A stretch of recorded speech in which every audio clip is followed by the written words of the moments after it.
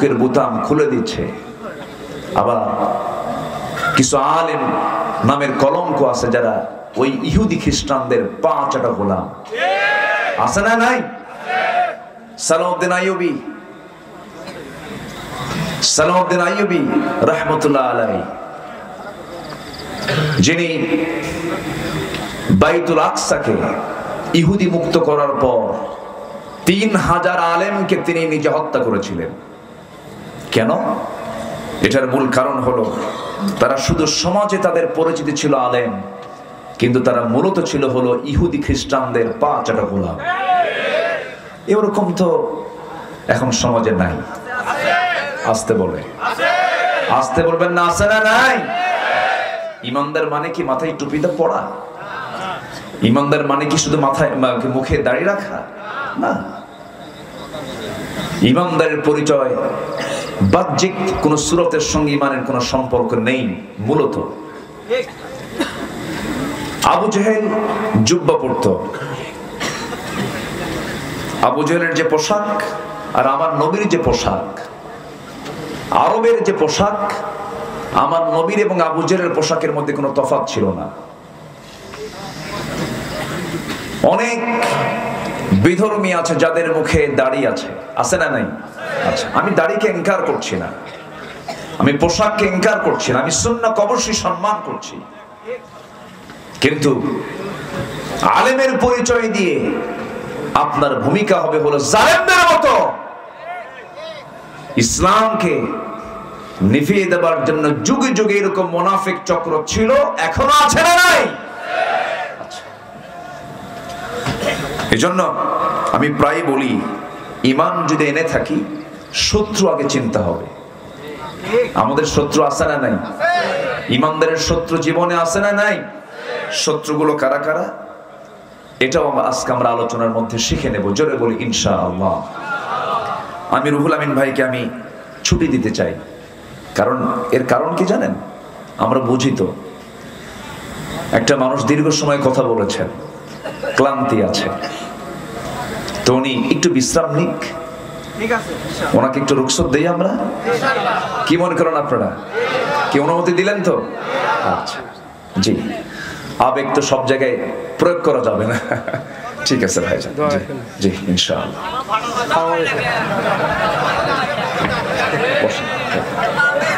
আচ্ছা আসেন, জি সামনে আসেন, সামনে এসে বসেন। আমাকে সময় দেওয়া যাচ্ছে তো ইনশাআল্লাহ? যে একটু বসেন, বসেন। আমার রনি ভাই আপনি চলে গেলেন, বসেন। সকাল থেকে বাইরেই ছিলাম সারাদিন, জি ইফতার বাইরে। একটু বসেন, আপনাকে থাকতে হবে, একটু বসেন, একটু বসেন। এই তো আমি সামান্য সময় কথা বলি, শেষ করে দেবো ইনশাআল্লাহ। আপনারা কষ্ট পাচ্ছেন না তো? আপনার সামনে থেকে আবার উঠে কে উঠতেছেন নাকি? কেউ উঠবেন না, একটু বসেন। একটু আমরা এমন একটা সময় আমরা এখানে বসে আছি, যে সময় বান্দা যা চায় তাই কবুল করেন। এই সময়টা আল্লাহ তাআলা ফিস সামাঈদ দুনিয়া, দুনিয়ার আকাশে তিনি চলে আসছেন। এই সময় তিনি দুনিয়ার আকাশে চলে আসছেন এবং বলতেছেন, আলা মিন মুস্তাগফিরিন ফাগফিরানা, কোন ক্ষমা প্রার্থী আছো আমার কাছে ক্ষমা চাবে, আমি তার সমস্ত গুনাহগুলোকে মাফ করব। জোরে বলি ইনশাআল্লাহ। তাহলে আত্মহত্যা যখন কেউ করতে যায় তখন ওয়াসওয়াসা দেয় কে? শয়তান। কি কয়? কে যে ডাল আর এই যে রশি, একা একা আসিস এখানে মন। কি কথা বোঝেন নাই? তাহলে এই ওয়াসওয়াসা বান্দার মধ্যে কে ঢুকায় দেয়? শয়তান ঢুকায় দেয়। খবরদার, ঈমানদার কখনো এমন জাতীয় চিন্তা আনতে পারে। সম্মানিত ভাইরা, একটু কান লাগাবেন। মারিয়াম আলাইহিস সালামকে যখন এই অভিযুক্ত করা হলো, বলা হলো মারিয়াম তুমি অসতী হয়ে গেছো, তিনি কি হতাশ হয়েছেন? তিনি কি বলেছেন আমার এই জীবন আমি আর রাখবো না, আমি মরে যাব, আত্মহত্যা করব? বরঞ্চ তা না বলে ধৈর্যের পিরামিড হয়ে বলে ফেলেন, আল্লাহ তোমার প্রতি আমি পূর্ণ আস্থা আনলাম, তুমি আমার জন্য যথেষ্ট, তুমি আমার জন্য শ্রেষ্ঠ উকিল, আমি তোমার উপরে পূর্ণ আস্থা রাখলাম, তুমি আল্লাহ আমাকে সাহায্য করো। ওয়াল্লাযীনা জাহাদু ফীনা লানাহদিয়ান্নাহুম সুবুলানা যে আমার পথে আসার জন্য চেষ্টা করে, আমি তার জন্য একটা পথ নয়, সাবিলের বহুবচন হলো সুবুল, অসংখ্য পথ আমি তার জন্য খুলে দিই। মারিয়াম আলাইহিস সালাতু ওয়াস সালাম শেষ পর্যন্ত রক্তাক্ত অবস্থায় তাকে ঘাত ধাক্কা দিয়ে বাইতুল আকসা থেকে বের করে দেওয়া হলো। তিনি বিতাড়িত হলেন, সমাজচ্যুত হয়ে গেলেন, যেদিক চোখ যায় সেই দিকেই চলে গেলেন, বায়েলহাম উপত্যকার দিকে চলে গেলেন। প্রচন্ড ক্ষুধা, 10 মাস পূর্ণ হলো, সন্তান ভরা পেট, যে কোনো মুহূর্তেই ডেলিভারি হয়ে যাবে, কেউ তার পাশে নাই, কিন্তু পাশে আছেন। তিনি কে? আসতে বলবেন তিনি কে? গোটা দুনিয়া আমার সাথে, কিন্তু আল্লাহ আমার সাথে নাই। কেউ আছে আমার সাথে? না। আর গোটা দুনিয়া আমার সাথে নাই, আল্লাহ আমার সাথে আছেন। এটাই মেজরিটি, এটাই মেজরিটি, এটাই মেজরিটি। ঠিক কি না? আমি কার সাথে থাকতে চাই? বলেন, আমি কাকে নিতে চাই? আল্লাহকে। এই আল্লাহকে কাছে পাওয়ার জন্য আল্লাহ বলছেন, বান্দা আমি খাই না, তুইও খাবি না রমজান মাসে। আমি ঘুমাই না, তুই রমজান মাসে ঘুমাবি না। কিয়ামুল লাইল করবি, রাত দিনের বেলা রোজা রাখবি, আমার গুণ অর্জন করবি। সিবাগাত আল্লাহ, ওয়া মান আহসানু মিনাল্লাহি সিবাগা, আমি তোকে আমার নিজ হাতে জান্নাত দিয়ে দেব। সব ইবাদতের সবগুলো ফেরেশতারা লেখে। আল্লাহ বলেন, ফেরেশতা তোরা আমার রোজাদারদের, আমার রোজাদার বান্দার কোন সব তোরা লিখবি না। আজজি বিহি আই উজজা বিহি, আমি নিজে বান্দার পুরস্কার নিজের হাতে তুলে দেব। সুবহানাল্লাহ, জোরে বলি সুবহানাল্লাহ। সম্মানিত ভাইরা, সেই মহিমান্বিত, তাৎপর্যমণ্ডিত, গুরুত্বপূর্ণ একটা মাস আমরা মাহে রমজানকে পেয়েছি। মাহে রমজানকে আমরা কাজে লাগাবো, প্ল্যান করব। এই রমজান হতে পারে আমার জীবনের শেষ রমজান। আল্লাহ আমাকে দিয়েছেন এই মাস আমার জীবন থেকে সমস্ত গুনাহকে ধুয়ে মুছে সাফ করার জন্য। আমার জীবনে কোনো গুনাহ আমার আমলনামায় রাখা যাবে না। এই রমজানের মধ্য দিয়ে মাফ চেয়ে নেব কার কাছে? আসতে বলবেন না, কার কাছে? শুধু যদি বলতে পারি, আল্লাহ জীবনে মিথ্যা কথা বলবো না, হারাম খাবো না, তোমার ফরজ কোনো হুকুম লঙ্ঘন করব না, বান্দার হক নষ্ট করব না, আল্লাহ তোমার হুকুম ছাড়া কারো হুকুম মানবো না, তোমার আইন ছাড়া কারো আইন মানবো না, ওই বান্দা জান্নাতি। জোরে বলি সুবহানাল্লাহ। আমার কথা কি কষ্ট হচ্ছে আপনাদের? বলি আলহামদুলিল্লাহ। মারিয়াম আলাইহিস সালাতু ওয়াস সালাম শেষ পর্যন্ত একাকী পড়ে গেলেন, কিন্তু মরিয়ম কি একা? তার সাথে কে আছেন? আস্তে কে আছেন? আল্লাহ আছেন।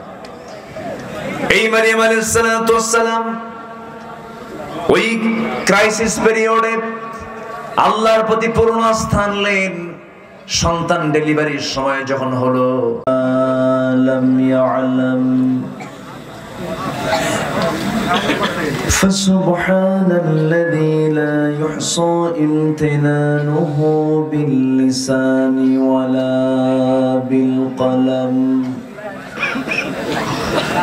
নাশহাদু আল্লা ইলাহা ইল্লাল্লাহু ওয়াহদাহু লা শারীকা লাহু ونشهد أن سيدنا وحبيبنا ومولانا محمدا عبده ورسوله الذي أرسله بالحق بشيرا ونذيرا وداعيا إلى الله بإذنه وسراجا منيرا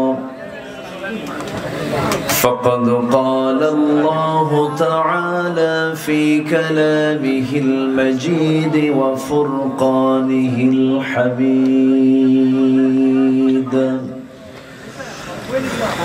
أعوذ بالله من الشيطان الرجيم بسم الله الرحمن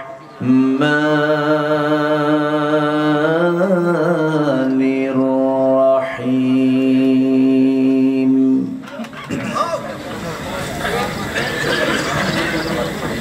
ইন্নামাল মুমিনুনা আল্লাযীনা আমানু বিল্লাহি ওয়া রাসূলিহি সুম্মা লাম ইয়ারতাবু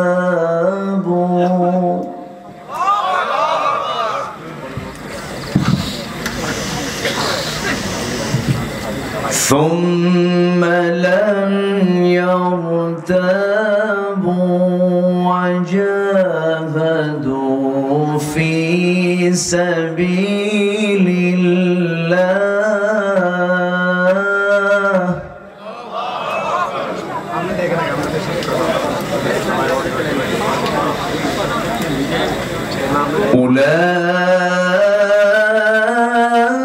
أولئك هم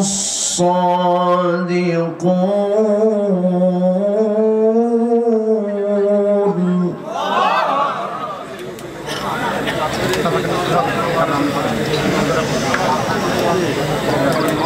قل أتعلمون الله بدينكم والله يعلم ما في السماوات وما في الأرض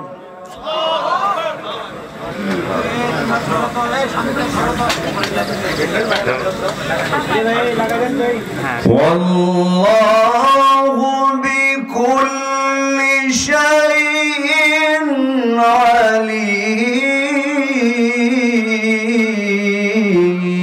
عليم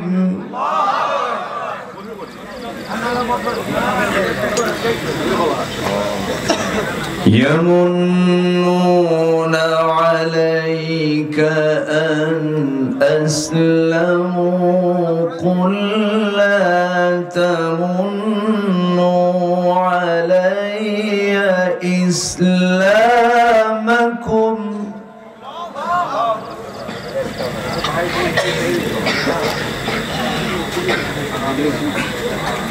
بل الله يمن عليكم أن هداكم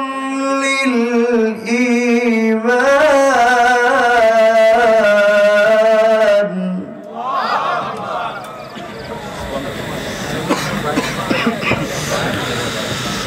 أن هداكم للإيمان إن كنتم صادقين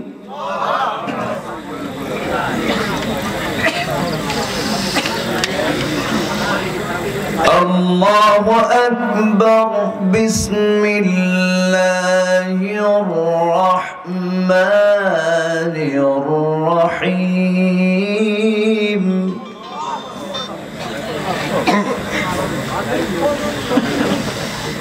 إن الله وملائكته يصلون على النبي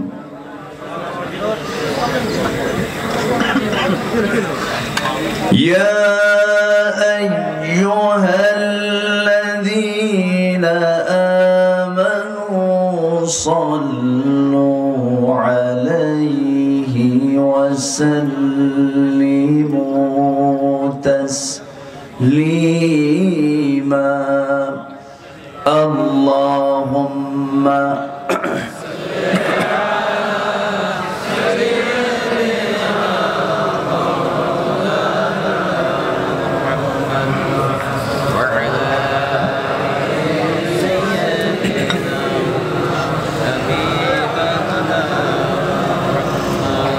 একটু মহব্বত দিয়ে দিলটা খুলে আওয়াজ দিয়ে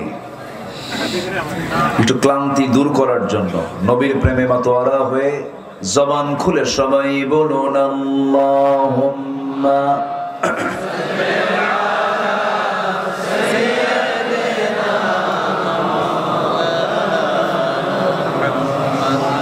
وعلى آل سيدنا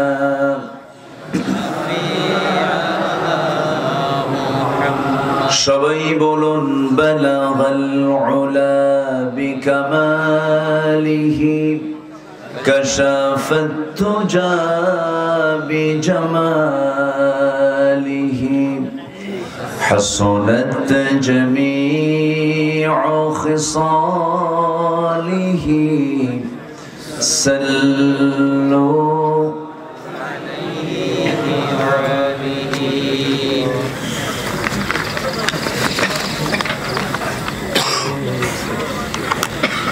উত্তরবঙ্গের প্রবেশদ্বার গেটওয়ে বগুড়া জেলার সদর উপজেলার ইরুলিয়া চকপাড়া মাদ্রাসায়ে নূরে মদিনা ঐতিহ্যবাহী এই প্রতিষ্ঠানের উদ্যোগে আয়োজিত দ্বিতীয় বার্ষিকী তাফসীরুল কোরআন মাহফিল 2024 21শে মার্চে অনুষ্ঠিত বছরের শ্রেষ্ঠ মাস মাহে রমজানের এই বরকতময় মাসে অনুষ্ঠিত আজকের এই মহৎ আয়োজনের সম্মানিত সুযোগ্য সভাপতি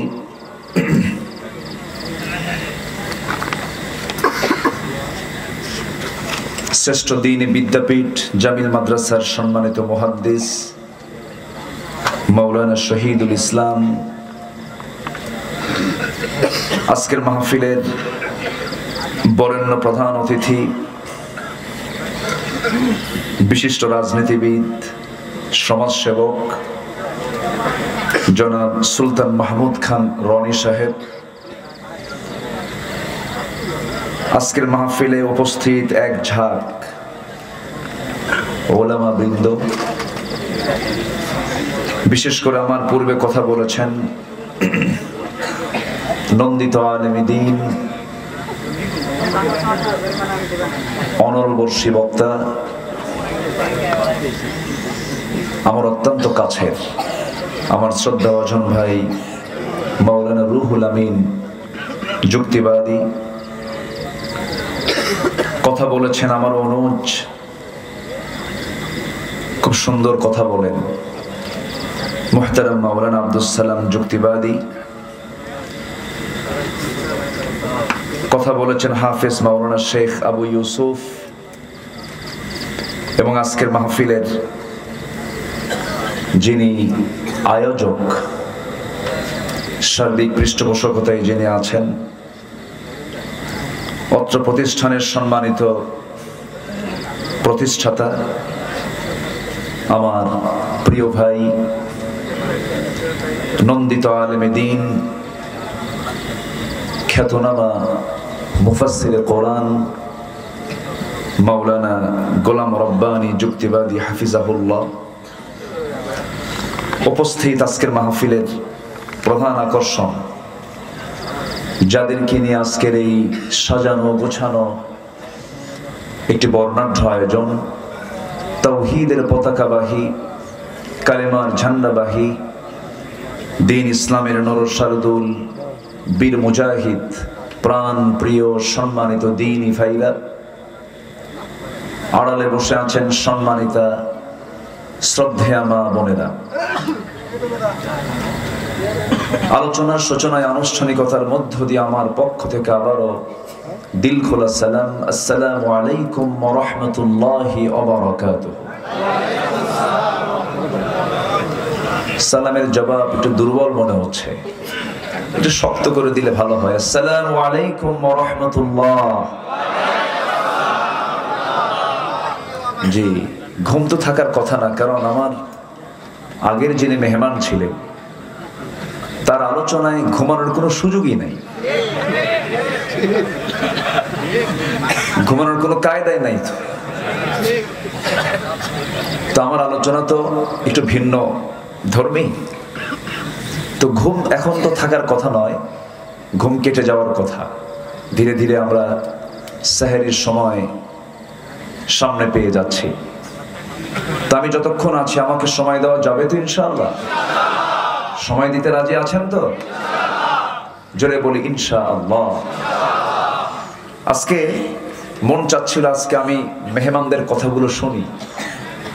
এই মঞ্চে এতগুলো মেহমানকে একসাথে করা কিন্তু কঠিন ব্যাপার। একদিনে হয়তো একদিনে হয় না, 2 দিন 3 দিন লাগে। বিশেষ করে দেখেন গতকালকে আমার গোলাম রব্বানী ভাই তিনি ছিলেন সেই খুলনার কয়রা। কোথায়? গোটা দেশব্যাপী একদম টেকনাফ থেকে তেতুলিয়া, রূপসা থেকে পাথুরিয়া, সুন্দরবন থেকে বান্দরবন, সব জায়গায় চষে বেড়ান এই ভাইরা। তারা আজকে এক মঞ্চে এক কাতারে। আলহামদুলিল্লাহ। সম্মানিত ভাইরা,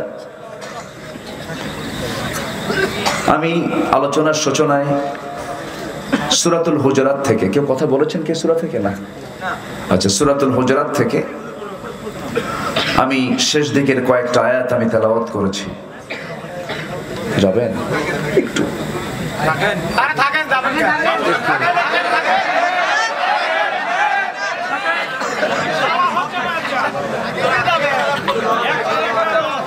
আচ্ছা আচ্ছা,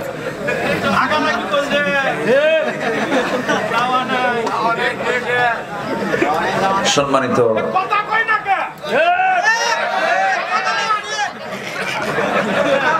সম্মানিত হাজিরিন, জি আমার রুহুল আমিন ভাই আপনাদের হৃদয়ের খোরাক জুগিয়েছেন, আলহামদুলিল্লাহ। আমি তার আলোচনাটা শুনেছি। তার আলোচনার মূল যে লক্ষ্য, যখন খেলা চলে মাঠে, যখন খেলোয়াড়রা খেলে, বলটা নিয়ে 22 জন খেলোয়াড়ই কিন্তু লড়াই করে, মূল লক্ষ্য গোল দেওয়া, তাই না? তো ওনার আলোচনার ঘুরে ফিরে মূল কেন্দ্রবিন্দু ছিল হলো ইকামাতে দ্বীন, আল্লাহর জমিন, আল্লাহর দ্বীন কায়েমের সংগ্রামে নিজেকে একজন তার সৈনিক হিসাবে নিজেকে প্রস্তুত করা। আলহামদুলিল্লাহ। এক একজন তো এক একভাবে বুঝান। আল্লাহ তাআলা এক একজনকে এক এক ধরনের যোগ্যতা দিয়ে দেন। সম্মানিত হাজিরিন, আল্লাহ তাআলা তুমি আমার রুহুল আমিন ভাইকে কবুল করে নাও, জোরে বলি আল্লাহুম্মা আমিন। সম্মানিত ভাইরা, আমি যেখান থেকে কথা বলছিলাম, যেখান থেকে আমি তেলাওয়াত দিয়ে শুরু করেছি, আল্লাহ তাআলা এই জায়গায় বান্দাকে সার্টিফিকেট দিয়েছেন। তিনি বলছেন তোমরা 3টা কাজ করে আসো, আমি নিজ হাতে তোমাকে আমার দফতর থেকে সার্টিফিকেট দিয়ে দেব। জোরে বলি সুবহানাল্লাহ। তাহলে সার্টিফিকেট কি নোবেল সুইডিশ একাডেমি দিচ্ছে? না, পৃথিবীর কোন দফতর কিন্তু দিচ্ছে না। আল্লাহ নিজে বলছেন আমি নিজে তোমাকে চারিত্রিক সনদ দিয়ে দেব, শুধু 3টা কাজ করে আসো। সুবহানাল্লাহ বলেন। এই 3টা কাজ আজকে আমরা খুব সংক্ষিপ্ত সময় আমরা শুনবো, যদিও আলোচনার সময়টা এটা নয়। আলোচনার সময়টা হলো, মূল সময়টা হলো বড় জোরে 9টা থেকে 11টা। সেই সময় তো তারাবি থাকে। সেই যৌবনকাল পার করে আমি উঠছি বুড়াখালী, বুঝলেন? এটা বুড়াখালী বলা চলে। এখন দেখি ভাঙ্গা চূড়া কিছু কথা যদি বলতে পারি, আল্লাহ যেন আমাকে সেই কথাগুলো বলাইয়া দেন যেটা জাতির জন্য প্রয়োজন।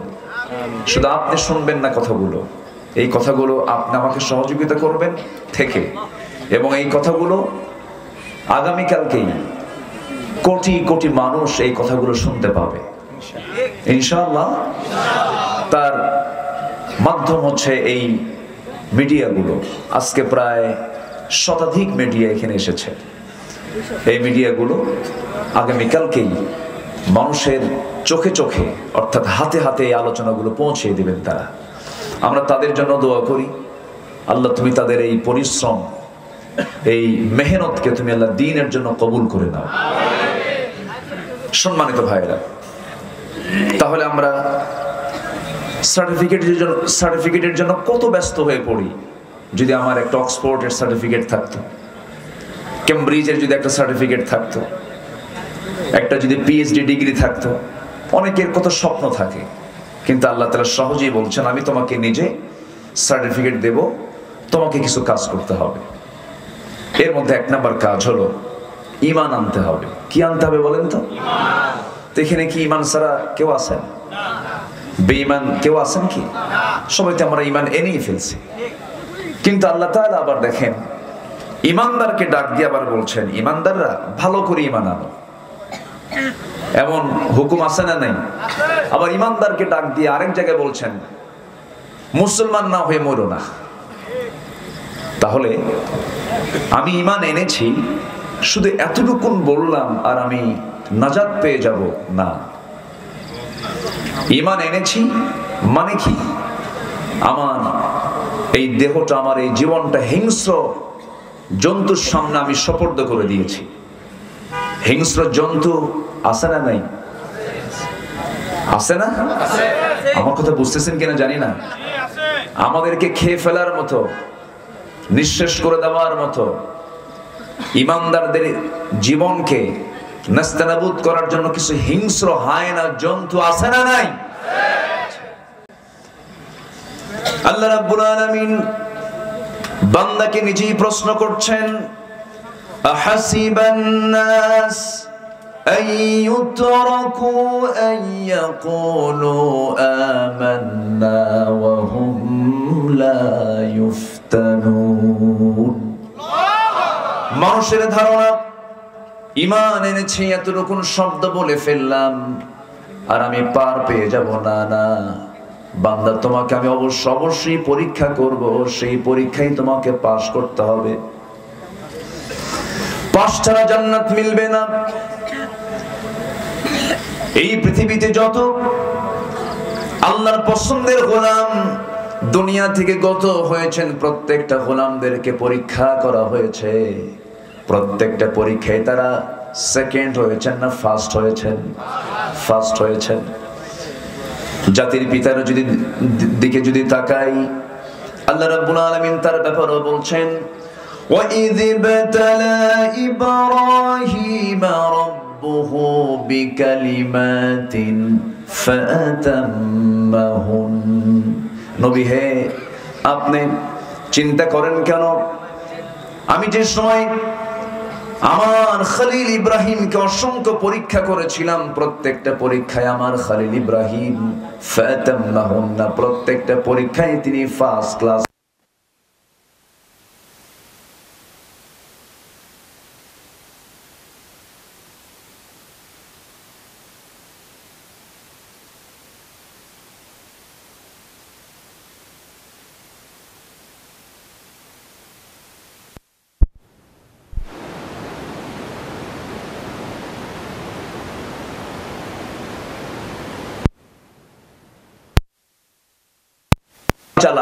ফিলিস্তিন আমাদের, বাইতুল আকসা আমাদের। বুকের তাজা রক্ত ঢেলে দিচ্ছে, বুকের বুতাম খুলে দিচ্ছে। আবার কিছু আলেম নামের কলঙ্ক আছে যারা ওই ইহুদি খ্রিস্টানদের পা চাটা গোলাম। আছে না নাই? সালাউদ্দিন আইয়ুবী রাহমাতুল্লাহ আলাইহি, যিনি বাইতুল আকসাকে ইহুদি মুক্ত করার পর 3000 আলেমকে তিনি নিজে হত্যা করেছিলেন। কেন? এটার মূল কারণ হলো তারা শুধু সমাজে তাদের পরিচিতি ছিল আলেম, কিন্তু তারা মূলত ছিল হলো ইহুদি খ্রিস্টানদের পা চাটা গোলাম। এরকম তো এখন সমাজে নাই।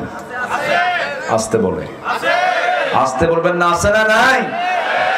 ঈমানদার মানে কি মাথায় টুপিটা পড়া? ঈমানদার মানে কি শুধু মাথায় মুখে দাড়ি রাখা? না। ঈমানদারের পরিচয় বাহ্যিক কোন সূরতের সঙ্গে ঈমানের কোন সম্পর্ক নেই। মূলত আবু জেহেল জুব্বা পরতো,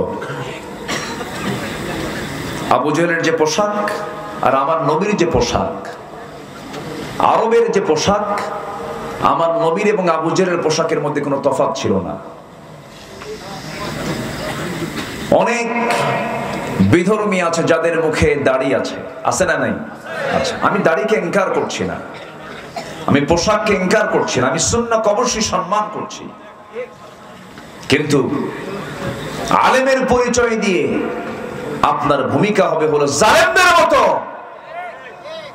ইসলামকে নিভিয়ে দেবার জন্য। যুগে যুগে এরকম মুনাফিক চক্র ছিল, এখনো আছে না নাই?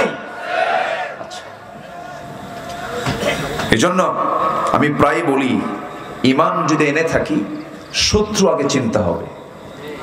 আমাদের শত্রু আছে না নাই? ঈমানদারের শত্রু জীবনে আছে না নাই? শত্রুগুলো কারা কারা, এটাও আজকে আমরা আলোচনার মধ্যে শিখে নেব। জোরে বলি ইনশাআল্লাহ। আমি রুহুল আমিন ভাইকে আমি ছুটি দিতে চাই, কারণ এর কারণ কি জানেন? আমরা বুঝি তো, একটা মানুষ দীর্ঘ সময় কথা বলেছেন, ক্লান্তি আছে, তো উনি একটু বিশ্রাম নিক, ওনাকে একটু রুখসত দেই আমরা। কি মনে করেন আপনারা? কি অনুমতি দিলেন তো? আচ্ছা, জি। আবেগ তো সব জায়গায় প্রয়োগ করা যাবে না। ঠিক আছে ভাইজান, জি ইনশাআল্লাহ।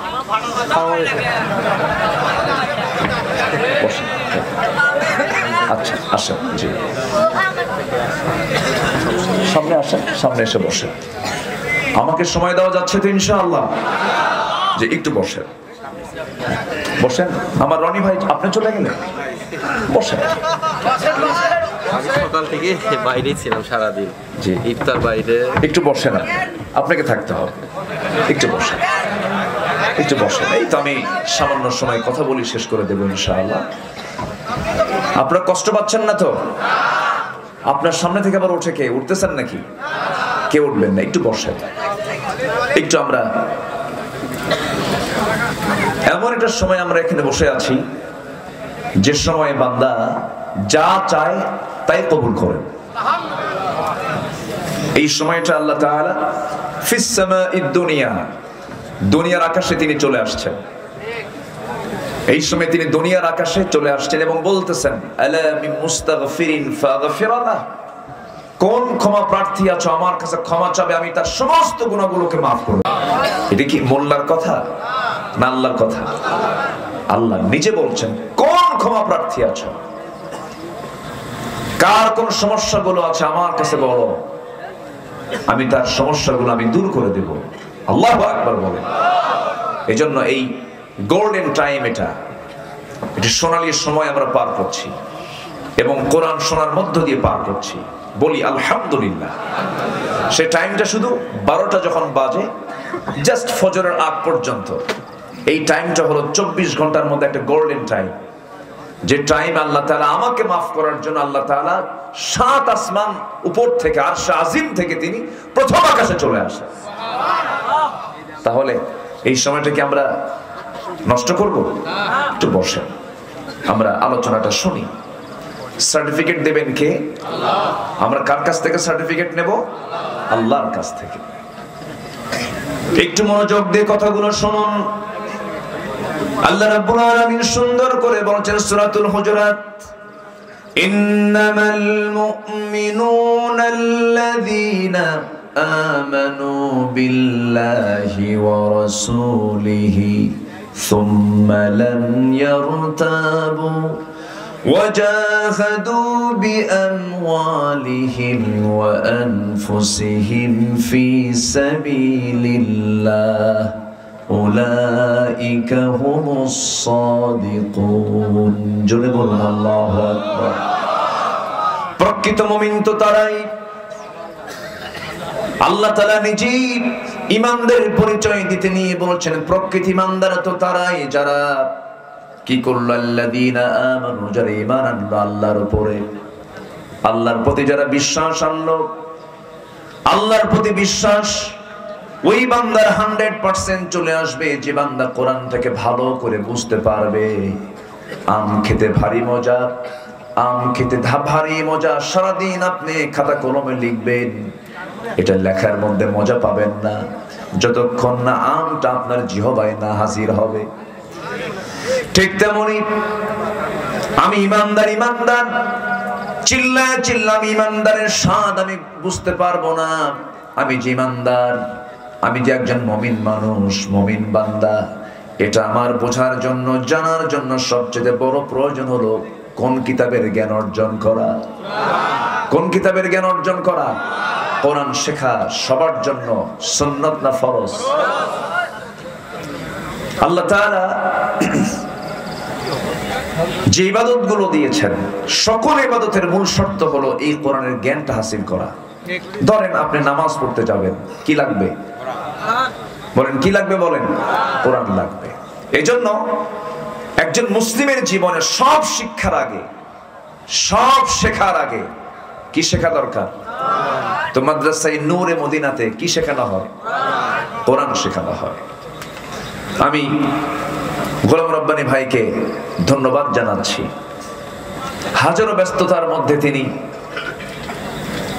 দিন বোঝার জন্য, দিনী শিক্ষার জন্য তিনি একটা মার্কাজ এখানে তৈরি করেছেন। আমরা দোয়া করি আল্লাহ তাআলা গোলাম রব্বানী ভাইয়ের এই মাদ্রাসায় আল্লাহ যেন বরকত দিয়ে ভরপুর করে দেন। জোরে বলি আল্লাহুম্মা আমিন। এবং এই এরুলিয়া, এটা এরুলিয়াই তো না? এরুলিয়াবাসীকে বিশেষ করে আমি বিনয়ী সুরে বলতে চাই, ভাববেন যে এই মাদ্রাসা আপনার এলাকার জন্য একটা রহমত, বরকত। এটা মাথায় রাখবে। এটা আপনাদের দায়িত্ব, এটাকে লালন করা। আপনাদের একটা বিশাল দায়িত্ব কিন্তু আছে। সম্মানিত ভাইয়েরা, যদি প্রশ্ন করা হয় পৃথিবীতে শ্রেষ্ঠ মানুষ কারা, রাসূল বলে দিচ্ছেন শ্রেষ্ঠ মানুষ তো তাই যারা নিজে কোরআন শেখে এবং অপরকে শিখায়। জোরে বলে সুবহানাল্লাহ। তাহলে শ্রেষ্ঠ কাজ কোন গ্রামে হচ্ছে? বলেন কোন গ্রামে হচ্ছে? এরুলিয়াতে, যে শিখে এবং শিখায়। সম্মানিত ভাইরা, কোরআন এমন একটা কিতাবের নাম, জানেন এই কোরআন একদিন আমার আপনার জন্য বিপদের কারণ হতে পারে। কি বিপদ হতে? বলবেন হুজুর আপনি এটা কি বললেন? যদি আমি কোরআনকে না মানি, এই কোরআন আমাকে জাহান্নামের দিকে নিয়ে যাবে। কোরআনকে যদি না বুঝি, আমাকে জাহান্নামের দিকে নিয়ে যাবে। কারণ আমরা দিনের বেলা এখন কি রাখি? কোন ইবাদত করি? সিয়াম। হাদিসে আসছে আস-সাওমু ওয়াল কুরআনু ইউশাফিআনু লিল আবদি। রোজা এবং কোরআন এই দুটো জিনিস বান্দাকে জান্নাতে যাওয়ার জন্য সুপারিশ করবে।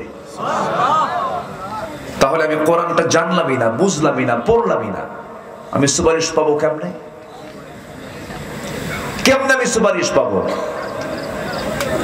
আমি প্রায় একটা কথা বলি, বুড়ো চাচার বয়স 70 বছর, সারা জীবন বিভিন্ন শেখা শিখেছেন, বিভিন্ন জায়গায় বিভিন্ন কাজ করেছেন, কোরআনটা শিখতে পারলেন না। এরকম বুড়ো চাচা আমার দেশে নাই তো? আসতে বলবেন না, আছে না? নাই। 70 বছর পার হয়ে গেছে, কোরআন শিখতে পারলেন না উনি। কিন্তু বুড়ো চাচাকে যখন বলি, বুড়ো চাচা এত বয়স হয়ে গেল, কোরআনটা শিখে নেন। বুড়ো চাচা বলে বাবা মুখে আসে না, পারি না, হয় না, মুখে আসে না। কিন্তু বুড়ো চাচাকে যখন বলি চাচা ওই যে আপনার চার মাথার মোড়ে, এরুলিয়ার মোড়ে 7 কাঠা যে জায়গা আছে, তার দাগ নাম্বার কত? 93। দাগ নাম্বার টনটনা মুখস্থ আছে। আবার জসকোটের বারান্দায় সপ্তাহে 2 দিন ফাইল নিয়ে শুধু দৌড়াদৌড়ি করে। চাচা এই বুড়ো বয়সে আপনি ফাইল নিয়ে দৌড়াদৌড়ি করেন, কোর্টের বারান্দায় নড়াচড়া করেন, আপনার কষ্ট হয় না? কে বাবা আমি তো আসতে চাই না, কিন্তু মামলা আছে। কিসের মামলা? 6 বিঘা পুকুর নিয়ে একটা মামলা আছে, তো সামনে রায় হবে। উকিল তো বোঝে না, উকিলকে একটু বুদ্ধি দিয়ে যায়। তাহলে উকিলকে বুদ্ধি দেওয়ার জ্ঞানটাও আছে। আবার দাগ নাম্বারটা কাগজ না দেখি মুখস্থ টনটনা, এটাও ঠিক আছে। কিন্তু যখন বলা হয় চাচা কোরআনটা পড়েন, বাবা মুখেই আসে না। বলেন তো সমস্যা কি? বলেন তো বুড়ো চাচার সমস্যাটা কি? আসলে কি মুখে আসে না, না চেষ্টা নাই? কি নাই বলেন, কি নাই? সামান্য দুনিয়ার 60-70 বছরের জিন্দেগির এই জমির দাগ নাম্বার যদি টনটনা মুখস্থ থাকে, সর্বনিম্ন যে জান্নাত আল্লাহ তাআলা দিবেন সেই জান্নাতের এরিয়া হবে 10টা পৃথিবীর মতো একটা জান্নাত। জান্নাত মনে হয় ছোট হয়ে গেছে। 10টা পৃথিবী সর্বনিম্ন জান্নাত। সেই জান্নাত কি সবাই আমরা পেতে রাজি আছি? এটা কি এমনি এমনি পাবো? এমনি এমনি আসবে? পুঁজি দরকার। সেই জান্নাত পাওয়ার 1 নম্বর পুঁজি হলো কয় ওয়াক্ত নামাজ। আসতে বলবেন না, কয় ওয়াক্ত নামাজ? আমার দেশে নামাজি বেশি না ইমানদার বেশি? ভালো করে কোন, আমার দেশে নামাজি বেশি না ইমানদার বেশি? ইমানদার বেশি। ইমানদার বেশি না, কিন্তু নামাজি নাই। প্রশ্ন কিন্তু খুব ক্রিটিক্যাল করলাম। সবাই বলবেন আমার দেশে নামাজি বেশি না ইমানদার বেশি? তাহলে বেনামাজি আবার ইমানদার, চিন্তা করে না। আল্লাহ তাআলা যে বললেন ইয়া আইয়ুহাল্লাযীনা আমানু আমিনু, ইমানদাররা ভালো করে ঈমান আনো, এইজন্য বলেন নাই। বুকটা ফেটে যায়। 18 কোটি তৌহিদি জনতার এই বাংলাদেশ, যেখানে হাফ কিলোমিটার যাওয়া লাগে না, কোয়ার্টার কিলো পার হলে একটা করে মসজিদ বের হয়ে যায়। 4.5 লক্ষ মসজিদ যে দেশে, 18 কোটি মুসলমানের দেশ বাংলাদেশ, অথচ মাত্র 5 থেকে 6% মুসলমান নামাজ পড়ে। কিন্তু যদি আপনি তাকে বেঈমান বলেন, খবর আছে। কি আমি কি ভুল বলতেছি? তাহলে আমার দেশে নামাজি বেশি না ইমানদার বেশি? ইমানদার বেশি, কিন্তু নামাজ পড়ে না। তাহলে ইমানদারের বৈশিষ্ট্য তো নামাজ না পড়া, নাকি? ইমানদারের বৈশিষ্ট্য কি নামাজ না পড়া না নামাজ পড়া? আল ফারকু বাইনাল মুমিন ওয়াল কাফির তারকুস সালাহ। মুমিন এবং কাফেরের মধ্যে পার্থক্য সৃষ্টি করে দেয় হলো নামাজ। মানে বান্দা সে কাফের না ইমানদার এটা চিহ্নিত করবে হলো নামাজ। সেই নামাজ আজকে কেউ পড়ে না। এই রমজান মাস, গতকালকে আমার টাঙ্গাইল মাহফিল ছিল দিনের বেলা। আসতে নিয়ে দেখি প্রায় হোটেলগুলোর সামনে বিশাল পর্দা টাঙ্গানো। এক হোটেলের সামনে লেখা দেখলাম ভিতরে যত্ন সহকারে খাওয়ানো হয়। এরাও তো ইমানদার, তাই না? ইমানদার না? ইমানদার। তাহলে ইমানদার দুপুরবেলা খাবে রমজান মাসে, নাম হলো রমজান আলী, দুপুরবেলা ভাত খায়। নাম কি আলী? রমজান আলী। নাম দিয়ে তো জান্নাত পাওয়া যাবে না। আল্লাহ তাআলা কাম দেখতে চান। ইমানদার তোমাকে নামাজ পড়তে হবে, নামাজি নেতৃত্ব মানতে হবে, তোমাকে রোজা রাখতে হবে, তোমাকে হারামগুলো ছাড়তে হবে, মিথ্যা কথা তোমাকে ছাড়তে হবে। আমরা অনেকে মনে করি, আবার আজকে আমি বিকালবেলা এক সেলুনে বসেছিলাম, সেলুনে বসে আমি চুল কাটতেছিলাম। সেলুনওয়ালাকে বললাম, ভাই তুমি রোজা আছো নাকি? হুজুর রোজা আছি। নামাজ পড়ছো? হুজুর রোজা রাখি, নামাজ পড়ার টাইম নেই তো। দেখেন তাহলে রোজাদার রোজা আছে কিন্তু কি পড়ে না? নামাজ পড়ে না। তাহলে কি হলো রোজা? বলেন বলেন বলেন, প্রকৃত রোজাদার কি এমন হতে পারে? যেমন একটা মানুষের মাথা প্রয়োজন, লাংস প্রয়োজন, কিডনিও প্রয়োজন। কিডনি ছাড়া মানুষ বাঁচে না, লাংস ছাড়া মানুষ বাঁচে না, হার্ট ছাড়া মানুষ তো আরো বাঁচে না। মাথাও লাগবে, কিন্তু কারো যদি হাত কেটে যায় সে বাঁচতে পারে, পা কেটে যায় বাঁচতে পারে, চোখ যদি অন্ধ হয়ে যায় বাঁচতে পারে। কিন্তু লাংস নাই, হার্ট নাই, কিডনি নাই, ব্রেন নাই, সে বাঁচবে না, সে দুনিয়া থেকে বিদায় হয়ে যাবে। তেমনি ইমানদারের জীবনের সবচেয়ে বড় পুঁজি হলো ফরজিয়াতকে ধরে রাখা। ফরজকে লঙ্ঘন করা যাবে না। কোনো ফরজ বাদ দিলে তার মধ্যে আর ঈমান থাকে না, ঠিক কি না? রাসূল এমনি বলেননি মান তারাকা সালাতান মুতাআম্মিদান ফাকাদ কাফার, যে ব্যক্তি এক ওয়াক্ত নামাজ ছেড়ে দিল ইচ্ছা করে, সে যেন কুফরি করলো, সে কুফরি হালতে চলে গেছে। রাসূল সবচেয়ে বেশি রেগে যেতেন নামাজের ব্যাপারে যদি কেউ বেখিয়াল হয়ে যেত। আজকে নামাজের কোনো কথা নেই। আমার দেশে ইফতার মাহফিল এক সময় প্রত্যেকটা অঙ্গনে ইফতার মাহফিলের একটা ট্র্যাডিশন ছিল। এটা ভালো। ইফতার কি একা করা ভালো না, জামাতের সঙ্গে করা ভালো? সংঘবদ্ধ হইতে ইফতার করার নিয়ম। যদি কেউ একটা খেজুর দিয়েও যদি কাউকে ইফতার করে, পূর্ণ রোজাদারের সব আল্লাহ পাক তার আমলনামায় দিয়ে দেন। প্রাচ্যের অক্সফোর্ড নামে খ্যাত, Oxford of the east, university of, যারা আমার সঙ্গে পারেন ঠোঁট মিলিয়ে বলেন, কুতিবা আলাইকুমুস সিয়ামু কামা কুতিবা আলাল্লাযীনা মিন ক্বাবলিকুম লাআল্লাকুম তাত্তাকুন।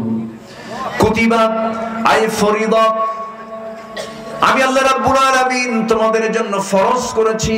শুধু নয়, কুতিবা লিখিত আকারে পাশ করেছি। যে আইনটা লিখিত হয় আর যে আইনটা মৌখিক হয়, কোন আইনটা মজবুত বলেন? মৌখিক না লিখিত? লিখিত। দলিলটা কোনটা মজবুত, মুখে মুখে না লিখে লিখে? লেখাটা বেশি মজবুত হয়ে যায়। আল্লাহ রাব্বুল আলামিন এখানে ফরিদা শব্দ বলতে পারতেন, কিন্তু কুতিবা কেন বললেন? গুরুত্ব বুঝিয়ে দিচ্ছেন, ও বান্দা, আমি তোর জন্য এমন একটা সিয়াম, এমন একটা ইবাদত তোর জন্য আমি ফরজ করেছি, লিখিত আকারে পাশ করেছি, যেটা তুই যদি ভালো করে আদায় করতে পারিস, ও বান্দা, এই সিয়াম তোকে জান্নাতের দরজায় পৌঁছায়া দেবে। ফলাফল হবে হলো লাআল্লাকুম তাত্তাকুন, মুত্তাকি হতে পারবে, আল্লাহওয়ালা হতে পারবে। রোজা রাখার উপকারিতা কি দেখেন? কোন বান্দা যদি নেশাখোর হয়, রমজান মাস একটানা যদি সিয়াম পালন করে, সে যদি নেশা থেকে বাঁচতে চায়, এই রোজাই তাকে নেশা থেকে বাঁচাতে পারে। কিন্তু কিছু কিছু রোজাদার আছে, সকাল থেকে সন্ধ্যা পর্যন্ত সাইরি খাইছে, ইফতার করছে, কোনো সমস্যা নাই। ইফতার করার মাত্রই সে দোকানদারের সামনে গিয়ে বলে, ভাই মাথা ঠিক নেই, তাড়াতাড়ি বিড়িটা দাও। আছে না নাই বলেন? কিন্তু আপনি পারবেন এই রমজানের মধ্য দিয়ে সকল বদ নেশা দূর করতে? আপনি পারবেন মিথ্যা কথা ছেড়ে দিতে? রোজা অবস্থায় মিথ্যা কথা বললে পরে রোজা কবুল হবে না, সবাই আমরা জানি এটা। হয়তো আমরা অনেকে মনে করি আবার এরকম, খাবো না, স্ত্রীর সামনেও যাব না, স্ত্রীর সহবাস করবো না, এটাই তো আমার রোজা। ভুল কথা। শুধু না খেয়ে থাকার নাম রোজা নয়, স্ত্রীর সম্পর্ক না করার নাম রোজা নয়। রাসূল বলেছেন, মান লাম ইয়াদা কাওলা যুর ওয়াল আমাল বিহি ফালাইসা লিল্লাহি হাজাতুন ফি আন ইয়াদা তুআমাহু ওয়া শারাবাহু। সে লোকের রোজা রাখার কোনো প্রয়োজন নাই যে বান্দা রোজা রেখে মিথ্যা কথা ছাড়তে পারলো না, বাজে কাজ ছাড়তে পারলো না, শুধু না খেয়ে থাকলো, তার পুরস্কার আল্লাহর দরবারে কিছু নাই। নাউজুবিল্লাহ। আসেন দোয়া করে দিই নাকি? রাগ করতেছেন নাকি আপনারা? একটু বসেন, একটু বসেন। আমরা একসঙ্গে আজকে এখানে শেষ দোয়ায় শামিল হব। জোরে বলি ইনশাআল্লাহ। আমি জানি সবকিছু থেকে সময় লাগে, সময় থাকে, শেষ সময় তো, শেষ ক্লাস একটু কঠিন। আপনার কষ্ট হচ্ছে না তো? থাকেন একটু। আমার সময়টা যে ব্যয় করছি কোরআনের জন্য, এই কোরআন একদিন আমার আপনার জন্য সুপারিশ করবে। আল্লাহু আকবার বলেন। তাহলে রোজা রাখা শুধু না খেয়ে থাকার নাম নয়, কথা না বলাও রোজা। কথা না বলাও রোজা। কোন কথা বলেন? কি কথা বলেন? মিথ্যা কথা, ফাহেসা কথা, বাজে কথা। একজন মহিলা যার কোনো স্বামী ছিল না, কিন্তু আল্লাহ তাআলা তার গর্ভে একটা সন্তান দিয়েছিলেন। সেই সন্তান আল্লাহর নবী ছিলেন। তিনি এখনো মারা যাননি, তিনি আসমানে আছেন, আবার আসবেন। সেই নবীর নাম কি? আর তার মার নাম কি? মারিয়াম। তিনিও রোজা রেখেছেন। অর্থাৎ তাহলে বোঝা গেল রোজা শুধু এখনকার না আগেকার? দাউদ আলাইহিস সালাতু ওয়াস সালাম কার বাপ বলেন? কোন নবীর বাপ বলেন? বলেন, এগুলো মুখস্থ রাখা উচিত প্রত্যেকটা মুসলমানের। কিন্তু মুসলমান কি মুখস্থ রাখে জানেন? সবচেয়ে বড় উইকেট কিপার কে? সবচেয়ে বড় বোলার কে? উইকেট পাইছে কোন কোন বোলার সবচেয়ে বেশি, তাই না? এগুলো তাহলে দাউদ আলাইহিস সালামের সন্তান কে? সুলাইমান। সুলাইমান ইবনে দাউদ, দাউদের ছেলে হচ্ছে সুলাইমান আলাইহিস সালাম। বাবাও রাষ্ট্রনায়ক, ছেলেও রাষ্ট্রনায়ক। এমন রাষ্ট্রনায়ক, এত বড় শাসক কিয়ামতের আগে আর আসবে না। আল্লাহু আকবার বলে। সম্মানিত ভাইরা, দাউদ আলাইহিস সালাম তিনি রোজা রাখতেন একদিন পর পর, একদিন রাখতেন একদিন ভাঙতেন, একদিন রাখতেন একদিন ভাঙতেন। তাহলে রোজা কি এখনকার না আগেকার? মিন ক্বাবলিকুম লাআল্লাকুম তাত্তাকুন। আগে রোজা ছিল, এখনো রোজা আছে। সম্মানিত ভাইরা, এই মারিয়াম আলাইহিস সালাতু ওয়াস সালাম তিনি একজন নবীর মা। আল্লাহ তাআলা এই নারীকে অনেক সম্মান দিয়েছেন। মায়েরা আসছে কি? মাহফিল আছে? আশেপাশে মায়েরা আছে তো? বলি আলহামদুলিল্লাহ। এই মহিলা মারিয়াম আলাইহিস সালাতু ওয়াস সালামকে আল্লাহ তাআলা এত সম্মান দিয়েছেন যে আল্লাহ তাআলা তার নামে একটা সূরা নাযিল করেছেন। জোরে বলি সুবহানাল্লাহ। গোটা কোরআন খুঁজে খুঁজে মারিয়াম ছাড়া একটা নারীর নাম খুঁজে পাবেন না। গোটা কোরআনে একাধিক পুরুষের নাম আছে। ইব্রাহিম পাবেন, আল্লাহর পয়গম্বর। নূহ পাবেন, ইসমাইল পাবেন, ইসহাক পাবেন, ইয়াকুব পাবেন, তারপরে মূসা পাবেন, ঈসা পাবেন, মুহাম্মদ সাল্লাল্লাহু আলাইহি ওয়াসাল্লাম পাবেন, লোকমান পাবেন, আলে ইমরান পাবেন। কিন্তু মারিয়াম ছাড়া, এই একটা নারীর নাম ছাড়া কোরআনে আর কোন নারীর নাম আল্লাহ তাআলা কোরআনে উল্লেখ করেন নাই। আল্লাহু আকবার বলেন।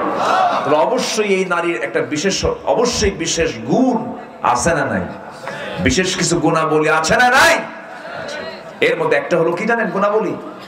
উনি রোজা রেখেছেন। তার রোজা ছিল কি জানেন?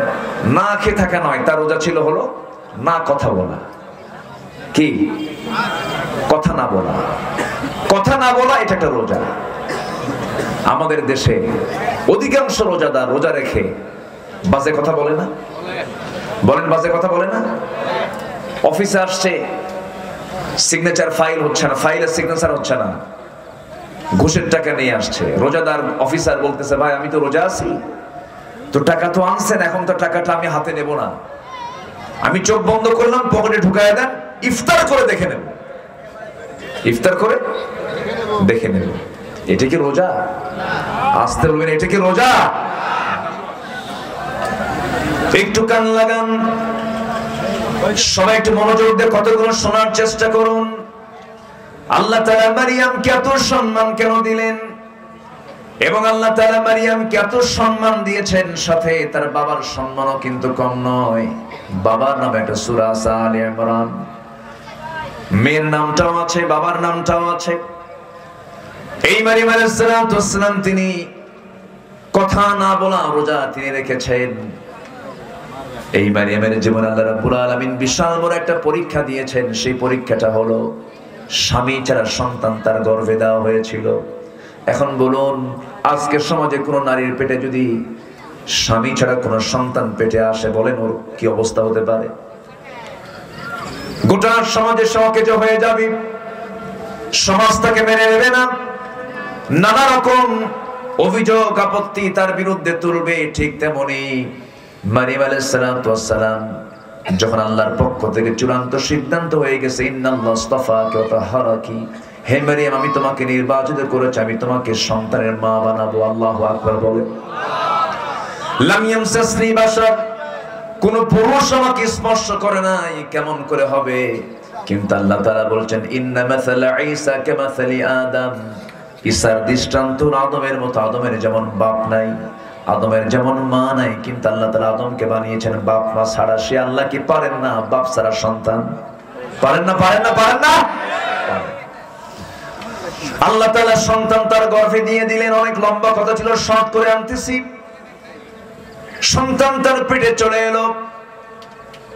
সন্তান যখন পেটে চলে আসছে, এই সম্ভ্রান্ত পরিবারের কন্যা আল ইমরান, ইমরান কন্যা মারিয়াম আলাইহিস সালামকে আল্লাহ তাআলা অনেক মর্যাদা দিয়েছিলেন। এই যে বর্তমান যে বাইতুল আকসা, যে বাইতুল আকসার নামটা আল্লাহ নিজে দিয়েছেন। আমার আপনার মসজিদ, এই যে গ্রামের মসজিদের নামটা আমরা দিয়েছি এরুলিয়া জামে মসজিদ, বগুড়ার বাইতুর রহমান সেন্ট্রাল জামে মসজিদ। কিন্তু এই পৃথিবীতে একটা মসজিদের নাম আল্লাহ নিজে দিয়েছেন, বাইতুল আকসা। আল্লাহু আকবার বলেন, ইলাল মসজিদিল আকসা। এই মসজিদ আকসার পাশেই ওয়াকাফলাহা জাকারিয়া, জাকারিয়া আলাইহিস সালাম তার তত্ত্বাবধানে মারিয়ামকে রেখেছিলেন। কিন্তু মারিয়ামের পেটে যখন সন্তান চলে এলো, আল্লাহ তাআলা তাকে যখন সন্তানের মা হিসেবে তাকে নির্বাচিত করলেন, স্বামী ছাড়া সন্তান, এমন সিদ্ধান্ত যখন চূড়ান্ত হয়ে গেছে, সন্তান যখন গর্ভে চলে আসছে, সবাই তাকে বৃষ্টির মতো প্রশ্ন শুরু করে দিয়েছে। ও মারিয়াম, তোমার সন্তান পেটে আসলো, তোমার স্বামীর পরিচয়টা কি? তিনি বারবার বোঝাচ্ছেন না, আমার কোনো স্বামীর পরিচয় নাই, কোন পুরুষ আমাকে স্পর্শ করে নাই। কেউ বিশ্বাস করলো না। শেষ পর্যন্ত তাকে ঘাড় ধাক্কা দিয়া রক্তাক্ত করে তাকে সেখান থেকে বের করে দেওয়া হলো। সতীত্বের ব্যাপারে প্রশ্ন তোলা হলো। দেখবেন আজকের সমাজে কিছু সংখ্যক মহিলা আছে, তার যদি সতীত্ব নিয়ে যদি কোনো কথা তোলা হয়, নারীকে যদি একটু গালিগালাজ দেওয়া হয়, বলে যে এই যে ফাঁসি, এই যে রশি, ওই যে গাছের ডাল, আছে না? এরকম আছে না? এরকম তো এরুলিয়া এলাকায় নাই তো।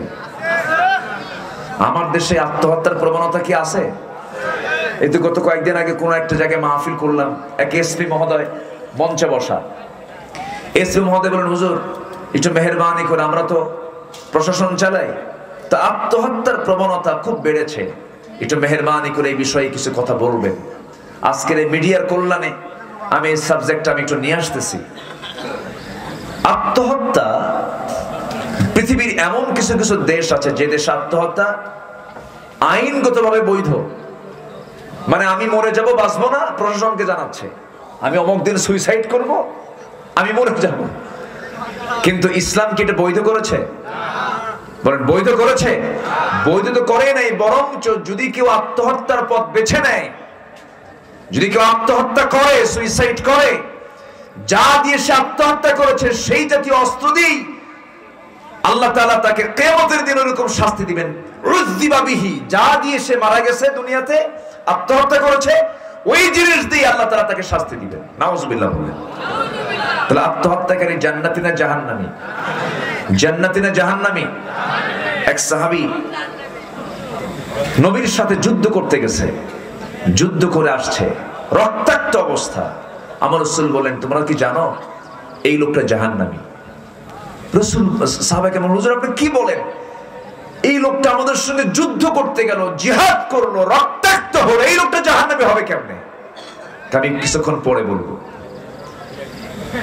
সে রক্তাক্ত সেই লোকটা চলে গেছে বাড়িতে, সহ্য করতে না পেরে যন্ত্রণা, এক পর্যায়ে ছুরি দিয়ে গলায় ঘুতা মেরে আত্মহত্যা করে দুনিয়া থেকে বিদায় হয়ে গেছে। রাসূল বলেন, দেখো তো ও কি বেঁচে আছে কিনা, বেঁচে নাই, কি হয়েছে?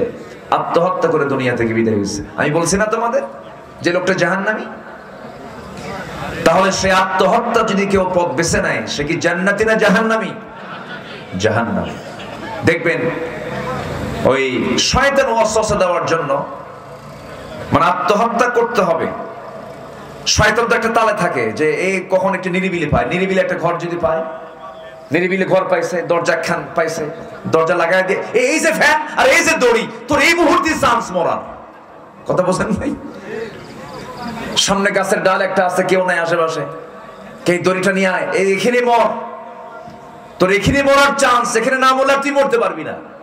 এই ওয়াসওয়াসা দিচ্ছে কে? আরো জোরে করে, এই ওয়াসওয়াসা কে দেয়? শয়তান দেয়।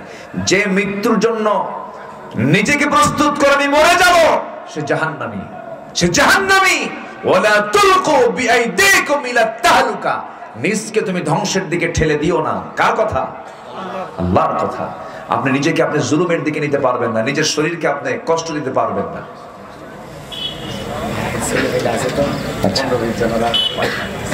কষ্ট হচ্ছে? আচ্ছা ঠিক আছে, জি রনি ভাই আপনাকে ছুটি দেওয়া হলো। ঠিক আছে, আলহামদুলিল্লাহ। আমার ছুটি কখন? এই আমার ছুটি কখন? আপনার 1 ঘন্টা আসতেছে। 1 ঘন্টা আচ্ছা জি আপনাকে পায় না, আপনি জি আলহামদুলিল্লাহ আলহামদুলিল্লাহ। রবিন ভাই আপনি বসেন। আমি আছি। জি আমাকে সময় দিচ্ছেন তো আপনারা? জোরে বলি ইনশাআল্লাহ। তাহলে আত্মহত্যা যখন কেউ করতে যায় তখন ওয়াসওয়াসা দেখে শয়তান কি কয়, কে এই যে ডাল আর এই যে রশি, একা একা আসিস এখানে মন, কি কথা বোঝেন নাই? তাহলে এই ওয়াসওয়াসা বান্দার মধ্যে কে ঢুকায় দেয়? শয়তান ঢুকায় দেয়। খবরদার ইমানদার কখনো এমন জাতীয় চিন্তা আনতে পারে। সম্মানিত ভাইরা একটু কান লাগাবেন। মারিয়াম আলাইহিস সালামকে যখন এই অভিযুক্ত করা হলো, বলা হলো মারিয়াম তুমি অসতী হয়ে গেছো, তিনি কি হতাশ হয়েছেন? তিনি কি বলেছেন আমার এই জীবন আমি আর রাখবো না, আমি মরে যাব, আত্মহত্যা করব? বরঞ্চ তা না বলে ধৈর্যের পিরামিড হয়ে বলে ফেলেন আল্লাহ তোমার প্রতি আমি পূর্ণ আস্থা আনলাম, তুমি আমার জন্য যথেষ্ট, তুমি আমার জন্য শ্রেষ্ঠ উকিল, আমি তোমার উপরে পূর্ণ আস্থা রাখলাম, তুমি আল্লাহ আমাকে সাহায্য করো। ওয়াল্লাযীনা জাহাদু ফীনা লানাহদিয়ান্নাহুম সুবুলানা, যে আমার পথে আসার জন্য চেষ্টা করে আমি তার জন্য একটা পথ নয়, সাবিলের বহুবচন হলো সুবুল, অসংখ্য পথ আমি তার জন্য খুলে দিই।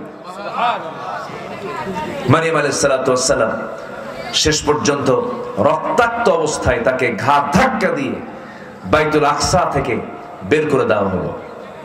তিনি বিতাড়িত হলেন, সমাজচ্যুত হয়ে গেলেন, যেদিক চোখ যায় সেই দিকেই চলে গেলেন, বায়েলহাম উপত্যকার দিকে চলে গেলেন। প্রচন্ড ক্ষুধা, 10 মাস পূর্ণ হলো, সন্তান ভরা পেট, যে কোনো মুহূর্তেই ডেলিভারি হয়ে যাবে, কেউ তার পাশে নাই, কিন্তু পাশে আছেন তিনি কে? আসতে বলবেন তিনি কে? গোটা দুনিয়া আমার সাথে, কিন্তু আল্লাহ আমার সাথে নাই। কেউ আছে আমার সাথে? না। আর গোটা দুনিয়া আমার সাথে নাই, আল্লাহ আমার সাথে আছেন, এটাই মেজরিটি, এটাই মেজরিটি, এটাই মেজরিটি, ঠিক কি না? আমি কার সাথে থাকতে চাই? বলেন আমি কাকে নিতে চাই? আল্লাহকে। এই আল্লাহকে কাছে পাওয়ার জন্য আল্লাহ বলছেন বান্দা আমি খাই না, তুইও খাবি না রমজান মাসে, আমি ঘুমাই না, তুই রমজান মাসে ঘুমাবি না, কিয়ামুল লাইল করবি, রাত দিনের বেলা রোজা রাখবি, আমার গুণ অর্জন করবি, সিবাগাত আল্লাহ, ওয়া মান আহসানু মিনাল্লাহি সিবাগা, আমি তোকে আমার নিজ হাতে জান্নাত দিয়ে দেব। সুবহানাল্লাহ। সব ইবাদতের সওয়াবগুলো ফেরেশতারা লেখে। আল্লাহ বলেন ফেরেশতা তোরা আমার রোজাদারদের, আমার রোজাদার বান্দার কোন সওয়াব তোরা লিখবি না, আজজি বিহি আই উজজা বিহি, আমি নিজে বান্দার পুরস্কার নিজের হাতে তুলে দেব। সুবহানাল্লাহ। জোরে বলি সুবহানাল্লাহ। সম্মানিত ভাইরা, সেই মহিমান্বিত, তাৎপর্যমণ্ডিত, গুরুত্বপূর্ণ একটা মাস আমরা মাহে রমজানকে পেয়েছি। মাহে রমজানকে আমরা কাজে লাগাবো, প্ল্যান করব, এই রমজান হতে পারে আমার জীবনের শেষ রমজান। আল্লাহ আমাকে দিয়েছেন এই মাস আমার জীবন থেকে সমস্ত গুনাহকে ধুয়ে মুছে সাফ করার জন্য। আমার জীবনে কোনো গুনাহ আমার আমলনামায় রাখা যাবে না।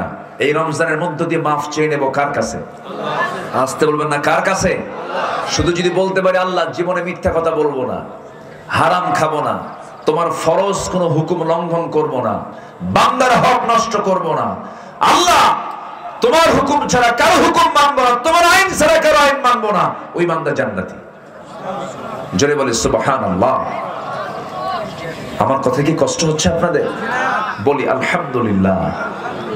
মারিয়াম আলাইহিস সালাতু ওয়াস সালাম শেষ পর্যন্ত একাকী পড়ে গেলেন, কিন্তু মরিয়ম কি একা? তার সাথে কে আছেন? আসতে বলেন কে আছেন? আল্লাহ আছেন। এই মারিয়াম আলাইহিস সালাতু ওয়াস সালাম ওই ক্রাইসিস পিরিয়ডে আল্লাহর প্রতি পূর্ণ আস্থা আনলেন। সন্তান ডেলিভারির সময় যখন হলো, সন্তান ডেলিভারি হয়ে গেল, সন্তানটা তিনি ঘুমের মধ্যে ছিলেন, দুনিয়ার কোনো ধাত্রীর কোনো প্রয়োজন হয় নাই। আল্লাহ রাব্বুল আলামিন স্পেশাল ফেরেশতা পাঠিয়ে দিলেন, সন্তান ডেলিভারি হয়ে গেছে।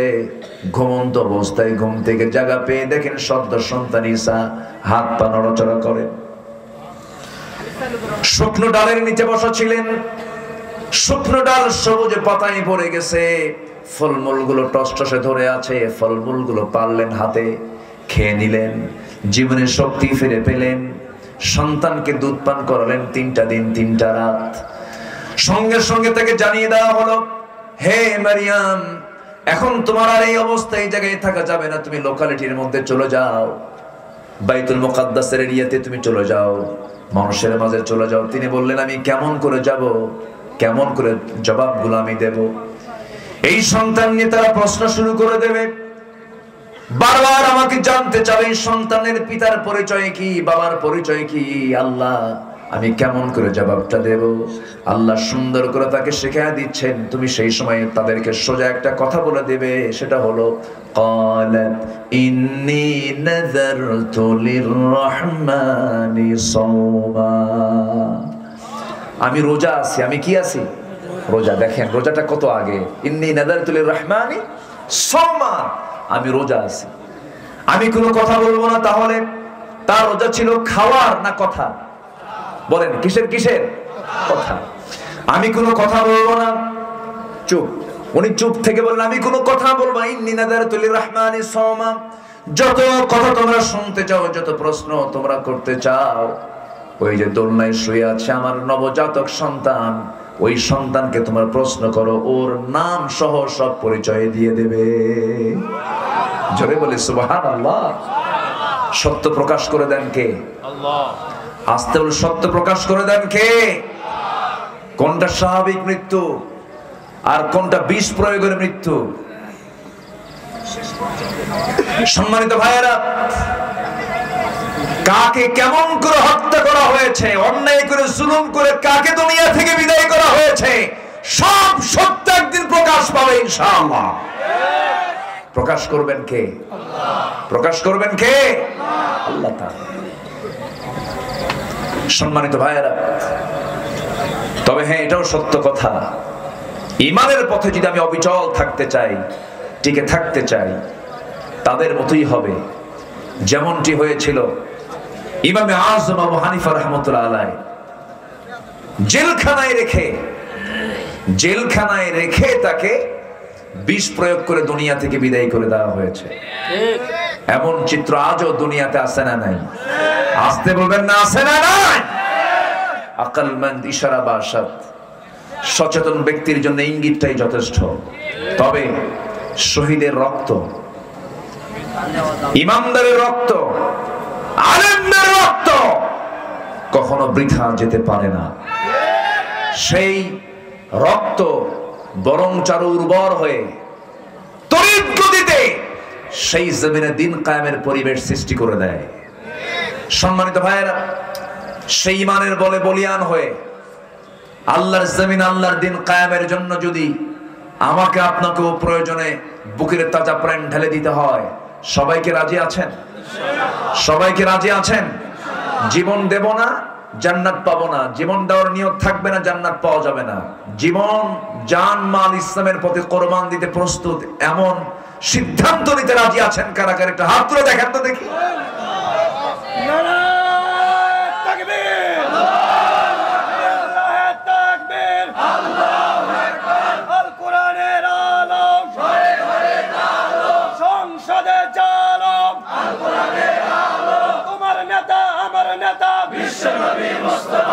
ইসলামের শত্রুরা হুঁশিয়ার, সাবধান, তাকবীর। আল্লাহ তুমি সবাইকে কবুল করো, জোরে বলি আমিন। আমরা কোন মাসে এসেছি বলেন তো আজকে? বলেন কোন মাস?